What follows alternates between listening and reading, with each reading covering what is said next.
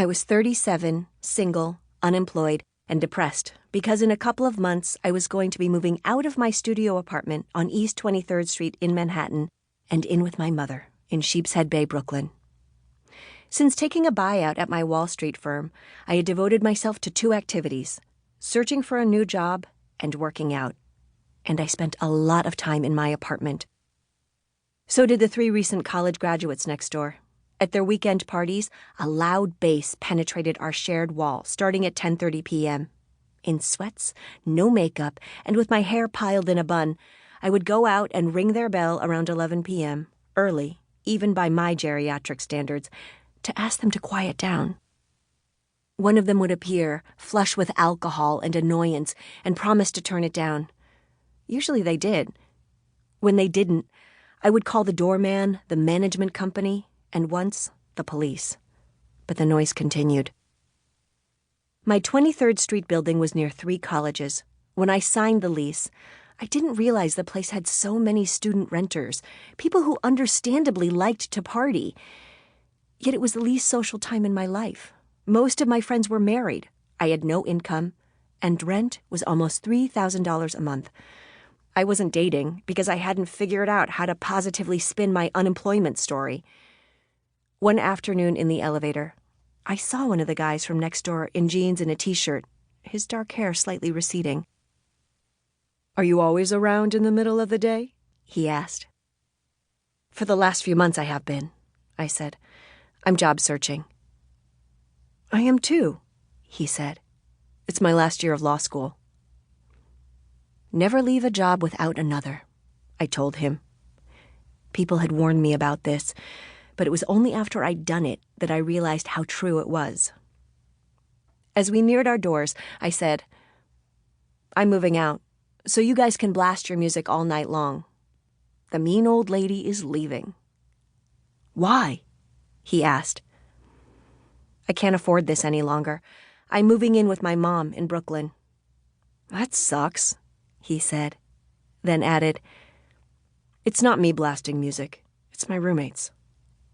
Which made sense. He was always the kindest and most apologetic when I got angry. "How old are you guys?" I said. "Like 23? "Yeah, well, I'm 23, he said. "I'm 37. So I hope you get a younger neighbor the next go-round." "I never would have guessed 37, he said. "I thought you were like 26. Was he sweet-talking me? I looked the same age as my friends, but maybe the dorm-like context had fooled him.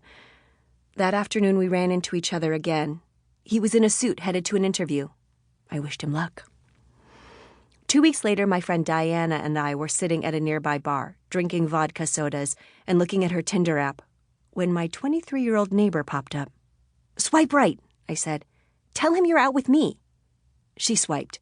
They matched, and she told him I was with her. I followed up with a text, proud to be out on a Saturday night. Here was proof that I, too, was fun. We messaged back and forth. He was on his way home. When I asked if he wanted to join us back at my apartment, he said yes. 20 minutes later, Diana and I arrived, and he showed up with a bottle of vodka and cans of Diet Coke. Soon he was laughing, saying, "My roommates can't stand you, and I was always so confused why a 26-year-old was upset about our parties. I thought you were just an old soul."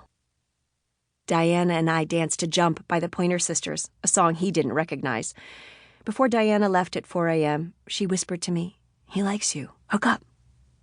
I offered a hushed protest, insisting he was too young. But apparently the neighborly tension had been building because he and I started kissing right after she left. When we woke up, hungover, a few hours later, I begged him not to tell his roommates. My transformation from puritanical noise warden to Mrs. Robinson embarrassed me. My dulled brain screamed, "What just happened?" But I won't lie. It was also an ego boost. I may not have had a job, a husband, or a boyfriend, but at least I could attract an adorable 23-year-old.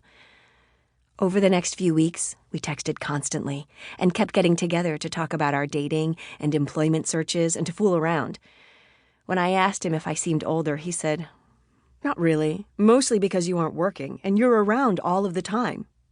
I said, "When I graduated high school, you were 4.